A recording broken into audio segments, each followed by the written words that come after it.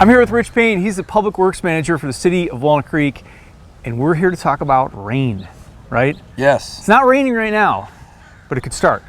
Yes, it could start any minute, actually, given the clouds.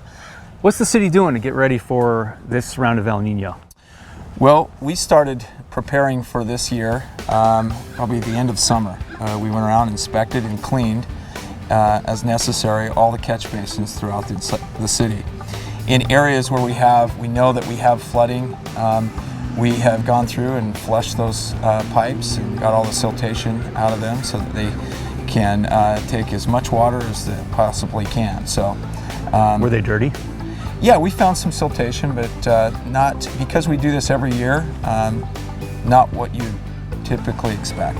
So, there's some hardworking guys behind us here filling sandbags. Yes. Tell me about that.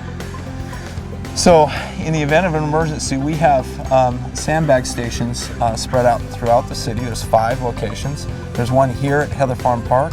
We have one over at Larkey Park. We have a sandbag station at Howe Homestead off of Walnut Boulevard there. We also have one at Red Deer Park. The 5th station is over on Lancaster at Orchard. So good work. You didn't even know there'd be a pop quiz today. Exactly. We know where they're at. So can somebody just drive up and pick up bags? Yeah, so at each sandbag station we have a pile of sand like you see here, and then we have sandbags. The one thing that you won't see at each station is a shovel. And so if you need to go to these sandbag stations, bring your own shovel. We provide the sandbags and the sand, and you can help yourself to as many as you need. That's cool. Do you think people are going to need them? I mean, I know you're not a weather forecaster, but you know, what do you expect? I think if you have areas around your property that are prone to flooding, isolated flooding, I would be proactive. Come here when it's not raining. It's a lot easier. Fill as many bags as you think you're going to need, and bank up those areas that you might be susceptible to flooding. So that would be one thing that you could do. In addition to preparing for those storm events, you can go out, and if you have a creek that's adjacent to your property or a ditch in front of your house, you can remove as much vegetation and debris from that ditch as you can in advance. Also, anything that floats, like firewood or anything that might get kind of swept away by rushing water, you want to remove that away from the ditch as far as possible. And the reason for that is that debris can cause problems downstream. It can affect the entire neighborhood. Right. So, good.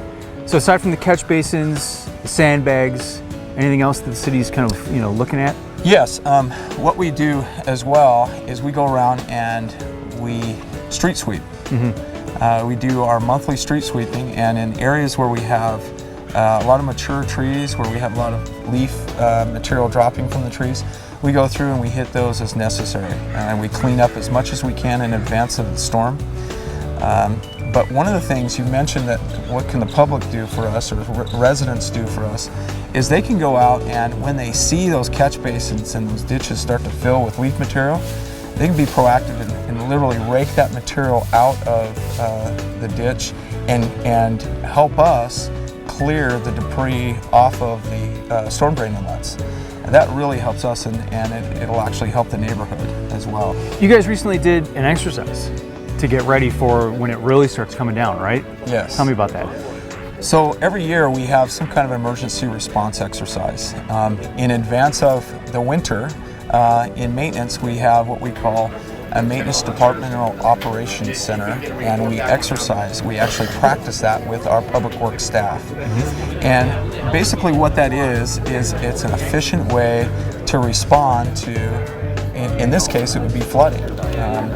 We actually take all of our staff and we assign them to specific areas throughout the city.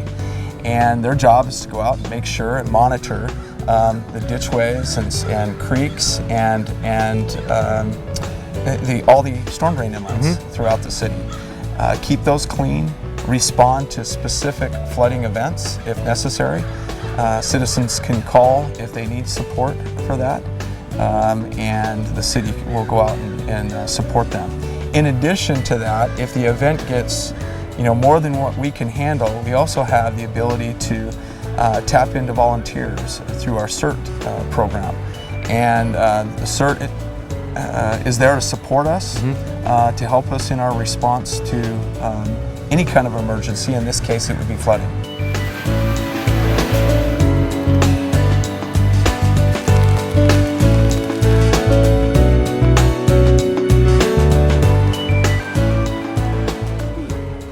Well, I'm ready for El Nino. Are you? If not, head to the city's website for more.